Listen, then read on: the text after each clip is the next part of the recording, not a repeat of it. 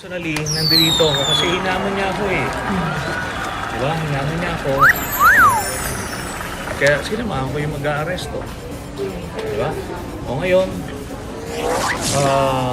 we will make sure na ito ay ma-enforce. Kasi yung Senate, nung ako, inisyuhan ako ng warrant, binasahan ako ng Miranda rights doon sa lahat. Alam niyo yan, publicly reported yan. Kaya mga proceedings na sinasabi nila, yun nangyari sa akin.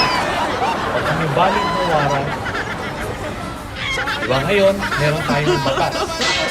Public Act 9851, sinasabi doon na kapag merong akusado na iniimbestigahan ng International Tribunal, ay yun ay isosurrender ng Philippine authorities. So ito yun. Okay. Ngayon, nananawagan tayo kay Senate President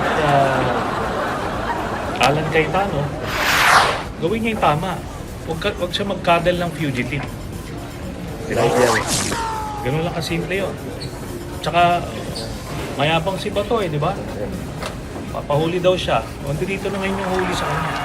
Pero sir, bawal po mag-aresto sa Senado. When session?